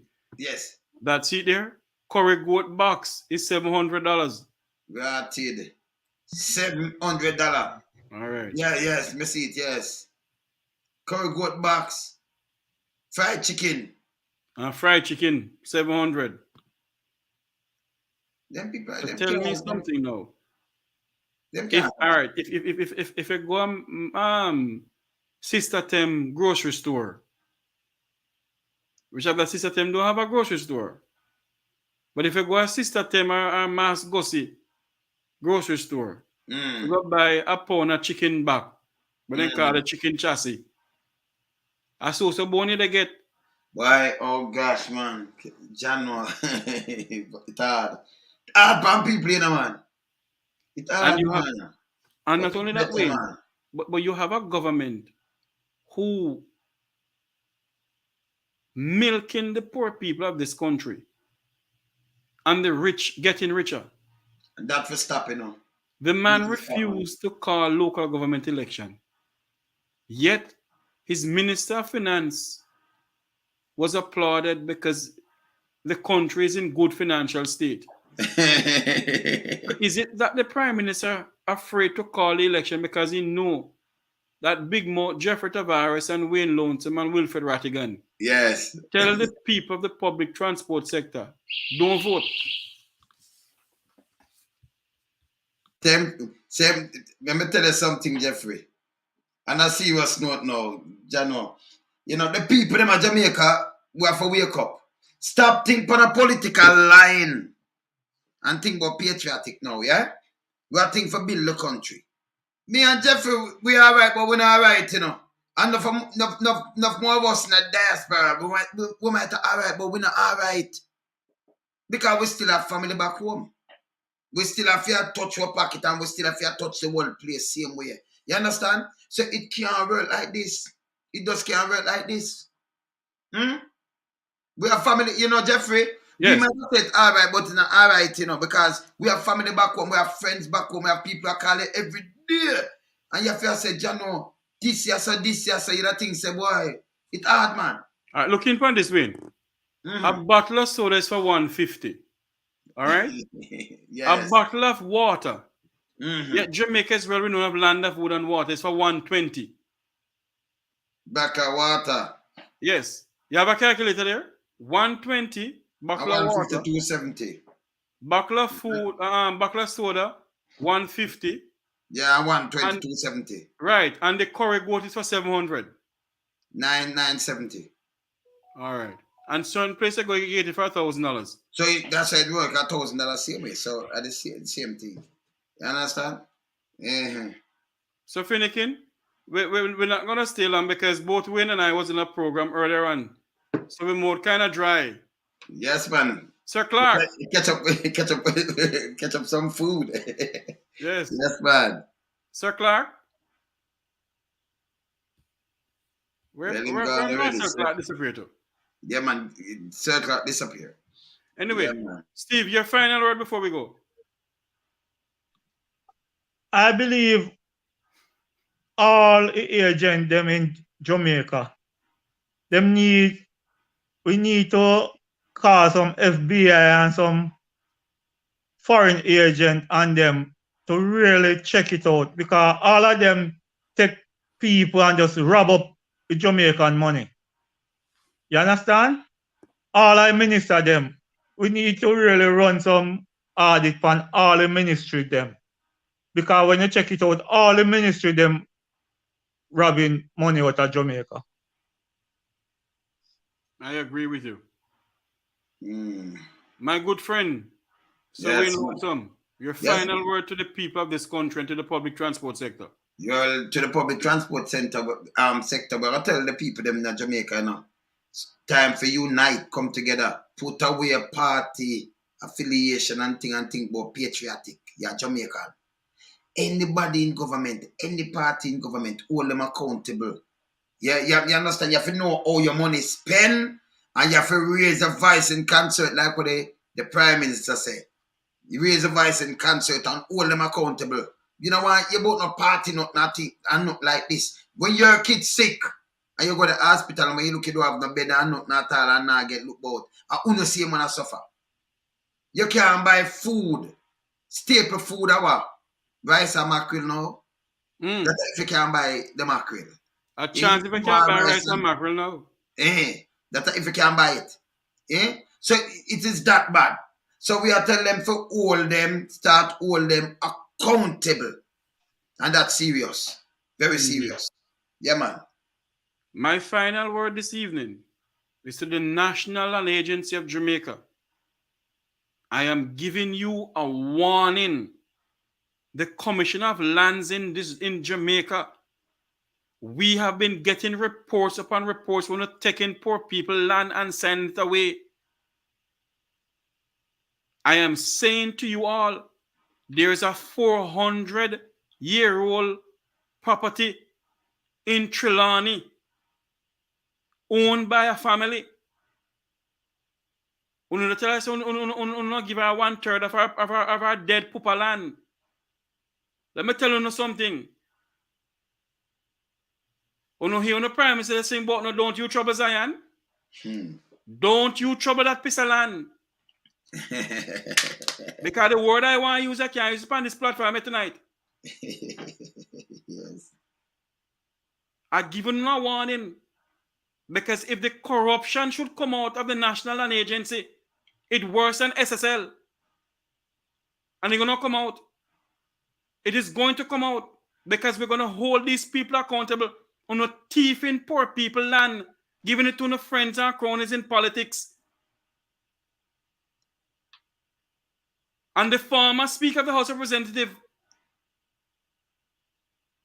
Colonel Charles Sr., need to tell the people of Jamaica how he come by 2,000 acres of cane farm land in St. Thomas. Show us the receipt where you buy the land. Who you buy the land from.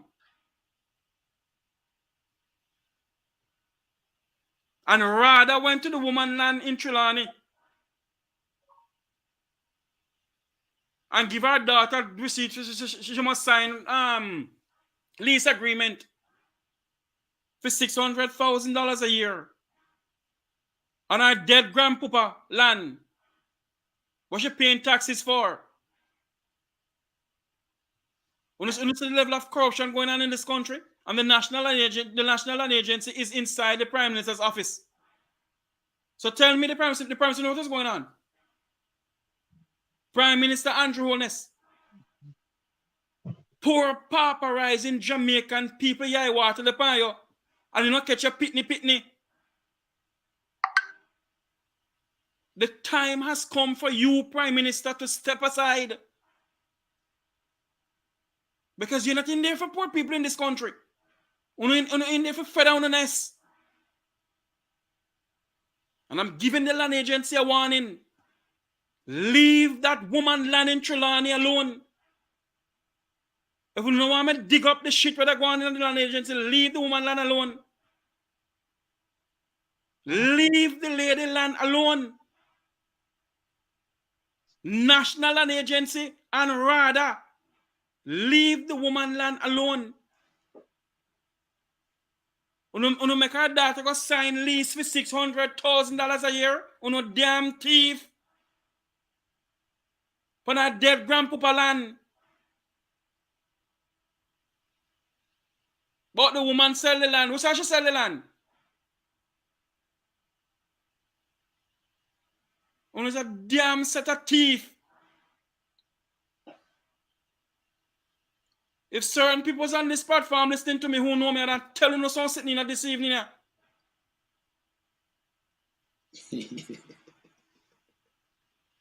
How long shall the people of this country suffer under this government and these government entities? You're telling me the Prime Minister of this country don't know some hanky-panky going on in the National Land Agency?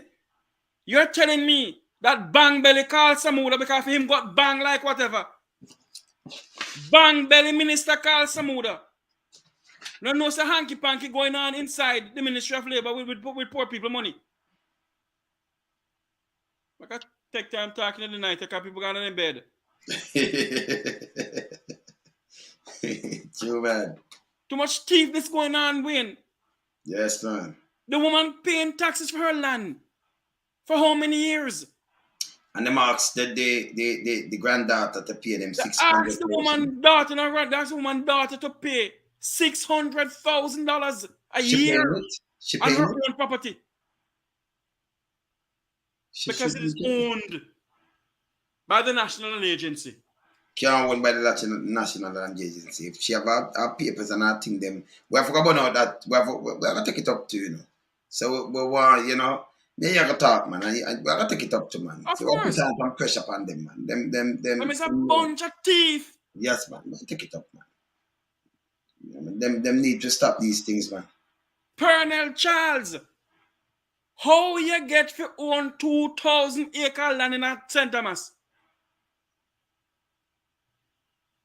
Former Minister, the Speaker of the House, Colonel Charles, buy from who? Where get the money from? At 2,000 acre land, you know. You might have things that more behind them things. Them buy what, man? Eh? But until you live near this, you know. Until you live a while river. And go on them part, I just go right to one of them part, man. So I like, me don't know the land, you know. Me know the land. Me know if I need and pen where I have land to. You know, to rum store where I have land to. So, you know, they never won the land. Remember back in the 80s, up in the 80s when Colonel Charles out doing the pen there, so. Right at the scheme. You have a big yard next door to it. Yeah? And me never know, so the man busy. I deal with him, I deal with that him own them land there. And I like, me, you used to see him out the regular man. Continue talking. Give me 5 minutes. Continue talking. Yes, man. Yeah, man, we used to see him out there regular. You understand? So, you know, for him come and say him buy land and thing, make him come show the paper now. Although they may ring up something. And then you have to show where the money or you get to buy it or who you buy it from. And then you have to show where or you get to pay tax to the land. You have to show where all these things. I know you pay the whole of them taxes. All these, you're not doing nothing with too much thousand a acre land. And you just pay how much tax. How much a tax come from for all these years that have come up in a millions of dollars. You understand? You have to show how you buy it. When you name get on the title, them to stop it, man. Let's stop the foolishness, you know, man. May I say? Yes, Wayne, but I Yes. remember last year when the Mm. cane farmer them a lick out, him daughter go there and says, our land. Yeah, but if we say our land, that not mean to them own the land. Because we know the land. Know the land good. You understand? I know enough people out there good. Me say my auntie used to live a Ward River. You Yeah. know what happened, Wayne? I must welcome back the great-great-grandson of Paul Bogle, Marcel Clark. His grandfather lead a rebellion. We have no leader rebellion soon in this country. Maybe him can tell us how Pernell get the land. I don't know. Marcel no say no on the land. See, but we are trying to jam in a pocket tipper. No, Pernell say him own the land out there. We ain't say, no, him have to show him all these things. All right, let me shed some light. As far as I know,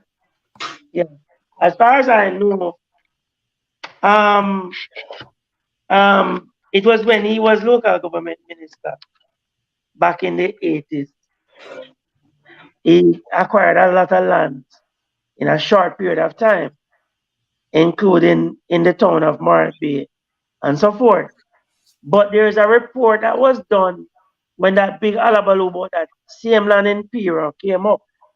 And the findings was that he was collecting money for lands that he had no right to or ownership of. So he was claiming monies off of land that he did not own. You see that That's damn it. thief? But all of the report can't make public. I don't know what is happening. But what I understand that his son, after the last election, the son was at the land val office for weeks and months and got through papers up there in St. Thomas. In fact, it is believed that they have leased a lot of the sugar lands additionally to those lands. So it is interesting to see what the authorities will come out and say, or how much they will say. You know, when them have like the land agents and them look who die or who no leave certain things, when them do them just say, no tax now pay upon this, and them just say, all right, copy this and do this. And these things are No, but Wayne, yeah. people, you have some people who are paying lands, who are paying taxes for the land, Of course. Right now, I get to understand the commissioner of lands nearly selling her grandmama land to somebody. And when she look, my grandmother land no sell. It is going on in the Ministry of Lands, in the National Land Agency. Listen me now. I know a lady right now, down in a Clarendon, who have the whole of Palm Estate, the whole of them places. But I take them on the highway to her land, to her husband land, right now. The amount of land she have go straight up back to Maple and everything. And me have the whole papers and everything. Talk about so are they paying her for it? Well, some of it, because them chop off some of it with them not pay for yet, you know. And them run through with them not pay for yet. And she have to the rest, you know, when she cut up and said, and she said, no, she go draw a lawyer. But tell me one out, some lawyer, who grab up on her land, them now want work for her neither, you know, because that's a Jamaica girl, you know. Remember, it's like a friend thing. And I like how me and you and Marcel and think if it knows something wrong with us, I burn it out. Even if our friend, even if our family, we also know it wrong. No, them people there, you know, patakat. Because you have some lawyers in this country, them is a bunch of damn thieves too. Yeah, man. Same thing. Them involved in some hanky-panky in this country. Speak of the house. And the Speaker of the House, what's your name? Dal Filiberta Dal? Yes, she needs to step down. The Speaker of the House of Representatives in Jamaica, the FBI needs to investigate she. Because she take with some poor people land in a Trelawney too. What happened to Richard Clark? All right. What happened to Richard Clark land Dal Filiberta Dal? business place, everything, him father thing and them thing. Them Eh? people that be a face, you know. And Very still, be a and face. sit in the House of Parliament, can talk about now the Parliament is the highest court of the land, telling the people I cannot damn nonsense in this country. The Parliament is not the highest court of the land in Jamaica. The Supreme Court is the highest court of the land. So Dal Filiberta, Dal where you want name. You and General Lampile. To go home to man. General Lampile, General Rocky Mead, him named General Lampile. Him to He go must tell home. the people of Jamaica who send 100 and sitting soldiers up a Keith Clark house in 2010 and pump 21 bullets in Keith Clark. The new ambassador for Plentiful, where Andrew Holiness put him in an ambassador for Plentiful, General Lampile. Him to go home. He might Tell get the paid for people nothing, of you know. Jamaica. Do But the them say honorable 20 Trinity. million. But them say 20 million. 20 million. He getting us pay. All this thing a joke. $20 million. People hungry. Hmm? Huh? That could have paid a lot $50 of million nurses. General Lampile getting. That could have paid a couple nurses well. There you go. That could have paid a couple nurses well. 20 Of million course. for a year, you know. A constable now carry home 1.8 million. Him never not carry home 1.2 for the year, and him not carry home that. Because when him get him payment, I forgot spend back one hour. So him now carry to home. So how much constable you could have paid with that? Around 17? You Yeah. know, when the people of Jamaica must take a stand, and the stand that you people need to take, put away PNP and JLP. Them need to. Yeah, man. As I keep on saying, Hold and I them say to the Chinese accountable. people in this country, Yes. the Chinese community in this country who taking Jamaicans for a bunch of food. We came here by labor pay, not by aeroplane. Good. These Chinese chung lung chikalang chuk chen chukalang chong. Yeah. We came to this rock by labor pay, not by aeroplane. And if Andrew Holness, if PJ Patterson, Portia Simpson Miller, Bruce Golden sell out the Jamaican people to the Chinese government, I for them business that Jamaica belongs to Free Rock. If we put on our foot, man, start support each other, man, and stop, you know. All politicians, listen, them are servant of the people. Stop running up and down and talk about this and that. Like, since night, me get a video where me a show down in St. Elizabeth. Since there, some people go down to St. Elizabeth and when me look who are pose up now, Kern Spencer. I mean, I like him. Hello. Here's some people now, Jeffrey. Oh, him give them you to everything. That make it even worse. From your name calling at these things. If you don't want to serve your name, they're supposed to call at these things, then if you run him away. They must run him away. You understand? And then people of them going like, hey, nobody, that's why I couldn't bother with them, you know. Couldn't bother with that, man, because you have tried to open them eye. Which man, me couldn't live not here, man, to talk to me, I talk about, ooh, the handout must go on. That will stop. You understand? You know, I hear him give them youth something, so them a chat to him. Ooh, him want to, so we don't want no woman around here, so them have to come up so because him want to push himself back in the politics. Like it for just stay and then push himself back in the politics. Him forgot right and you know something, Wayne? The people of Jamaica. Let me them reason them with my want to Jamaican teach something, man. Them, man. Let me reason with my Jamaican people tonight. Then we're gonna say goodbye. Jamaicans in Jamaica and in the diaspora. The time has come, especially people living in Jamaica, to put away party politics. It's not helping Jamaica. No. Stop this saying, me a ban comrade and me a ban shower. Stop it, man. Foolishness. And what? Foolishness, man. Everybody associate my name with politics. So be it. I'm a Jamaican. This rock belongs to us. Are we gonna leave this rock to our children as a corrupt, infected nation? Are we gonna leave Jamaica to our children as a crime infected nation? Huh? Mm-hmm. Is this the Jamaica that we want to leave our children with? Where the national allegiance is thieving poor people land? Huh? When politicians claim that they own 2,000 acres of poor people land? How did he get the 2,000 acres of land? How did Rada have the audacity to go to Trelawney and tell that poor woman daughter to sign a lease agreement of $600,000 a year on her own grandpapa property? Huh? This is the Jamaica we want to leave for our children. How can we have a Jamaica where the banking sector is thieving people money left, right, and center? And the people of the Vumba van, the Vumba V money not being touched? The thief Hussein bought money. What is I'm going to trying come to out kill the argument. Let me leave this before I'm gonna leave and finish eat some food and everything. Cause you know, when I want to eat too late. But you know, them thief the money and them say them do investigation and then them a try kill it down. 9-day wonders. And we still and telling not hear people lie about about the FBI coke when FBI not there? Yes, we're still not hear about the coke port. And we still and then they port, they don't this a coke port to a gun port. So too much of these foolishness are going. And we have to stand now, we have to stand up for the rights now. For Jamaican people, don't forget real man. Wake up. Stop running up and down and when you see these people. Remember them as servant. I want to give them the job, you know. Oh, me give a man a job for vote for a man. That's why I couldn't vote, you know. Oh, me vote for a man. And then turn around and say about him, I'm a boss.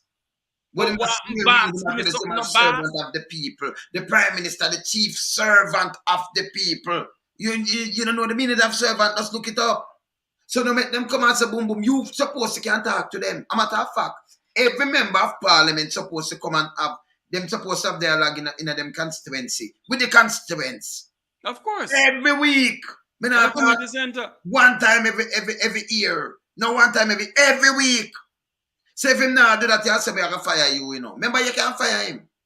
A matter of fact, if me for vote, all right, so if me there Jamaica, me for vote. Number one, me I gather some people and say, who are represent you? I run your CV to, you know. Me have to run it. Me have to see your whole background and who run you, who and all, because I think if I'm not criminal, I'm not pat a cat. Me don't can't get my vote. Me don't foolishness. And you can't friend me up. No care your fees, say you friend me up. Let me tell you this. My mother have a little nasty brother I run me running boy that you know. Cause remember we and I'm a mad I just my mother brother. And she gone home, gone rest. So remember we and that and nothing, you know. My family are who with me. And we are dealing with righteousness. See? You understand? So if we run it, we not pick no politician. We talk to them with respect and everything, but if them pass them place, we'll put them back in them place. We as a Jamaica, the little rock or barn and grow a neighbor string cut there. It's not supposed to stay so. And them enable gunmen and criminals, them enable lot of scammers, and then them turn around and go push out get a youth alone. And the big boys using them. And we are saying it for stop. At time for it stop. I'm going to poor people suffer. Me don't talk, you know, I'm going to eat some food. Yes, thanks, brother. Have a blessed night, yeah, brother? Yes, man. Thanks, man. Oh, Wayne. Go ahead.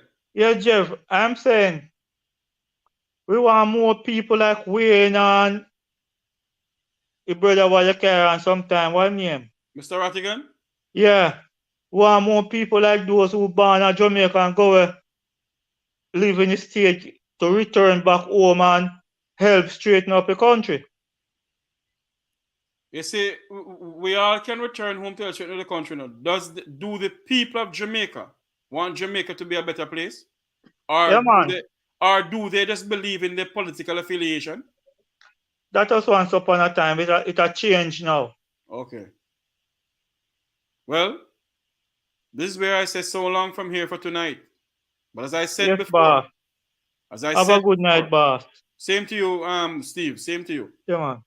As I said before I go off air, I am giving a warning to the National Land Agency of Jamaica. Stop thief poor people land, give it to no politician friends on no cronies.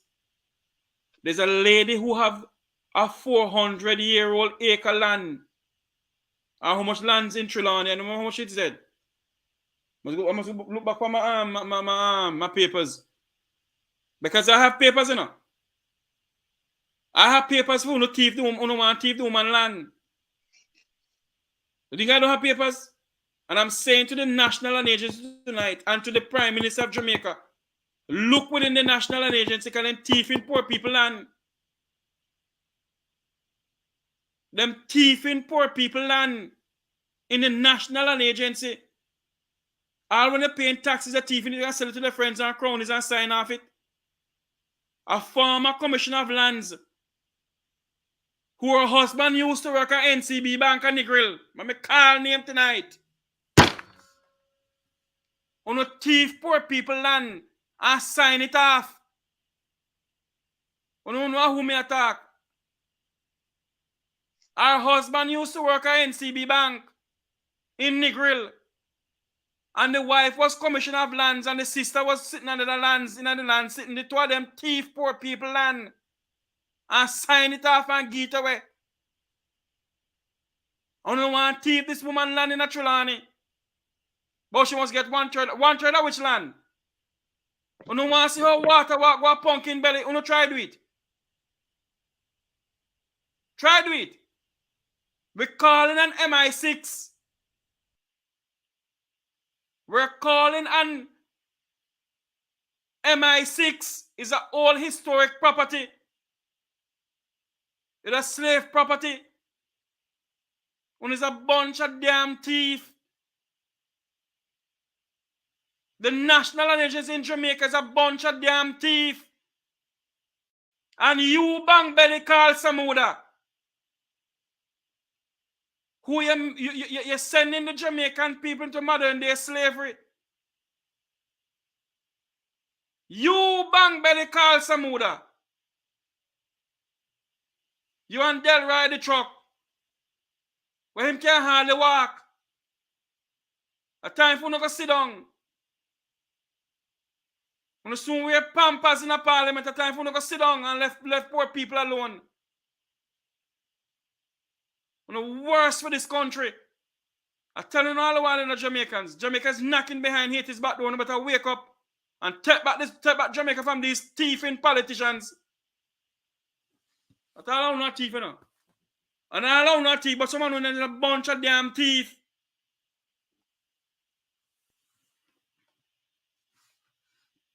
We don't want to take away poor people land. This woman paying taxes for her land.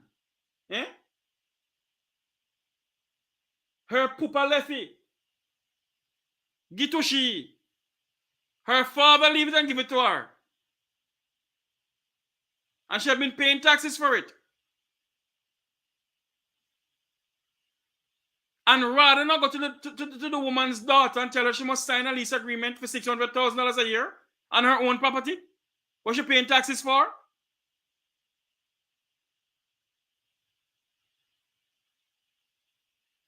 What is going on in Jamaica?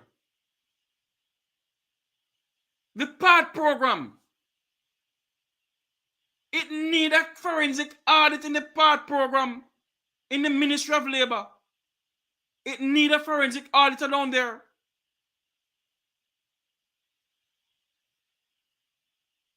I'm going to talk to the opposition spokesperson on Labor tomorrow, Angela Brown-Burke, at 8 o'clock tomorrow evening. We're going to speak about the PAD program where they're thieving poor people money down there. Sister Tem went down there and I know them can't get back her back money. Uno no make Sister Tem go dance on girl phone, you know. Uno no make Sister Tem go jump on girl phone, no. Uno is a bunch of thief down at the PAD program. The Ministry of Labor has some thief inside there. The Ministry of Labor has some thief down in there. Where the thief poor people money.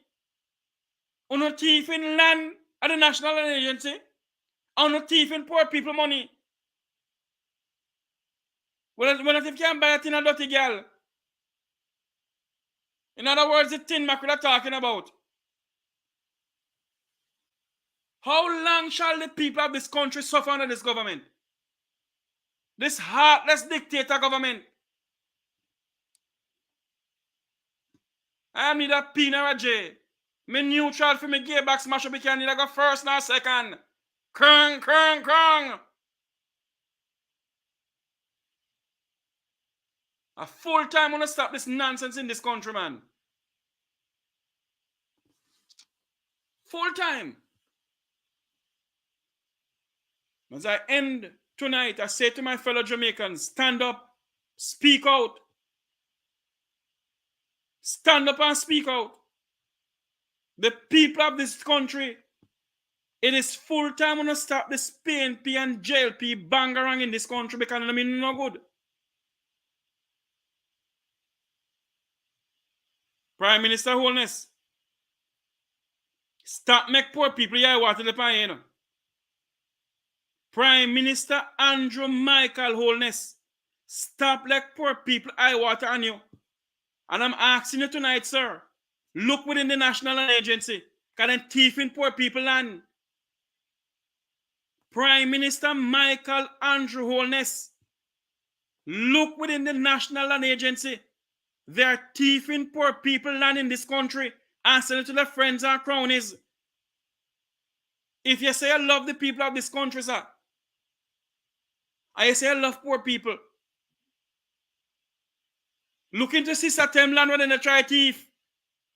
Because Sister Tem must say Sister Tem half a acre land, you know. When they try thief Sister Tem land too.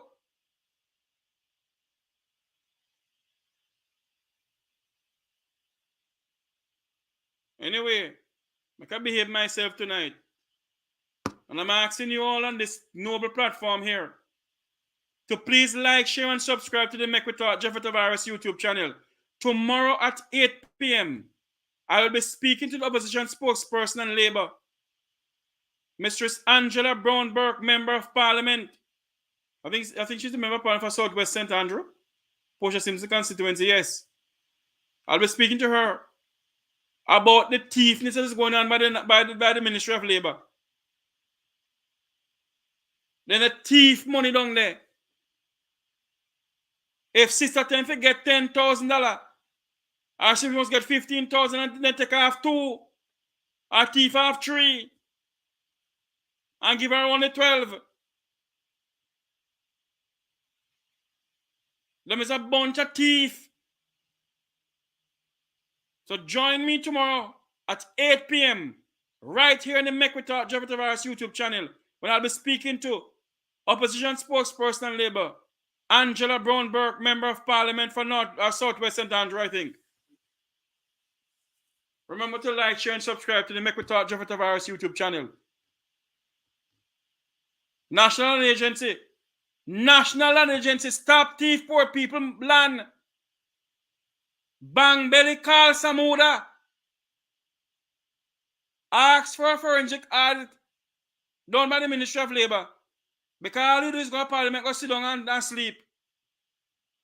And face it with people, you and Delroy Truck. And Mrs. Warmington. I am Jeffrey Tavares saying so long. May God bless you. May God bless Jamaica land we love.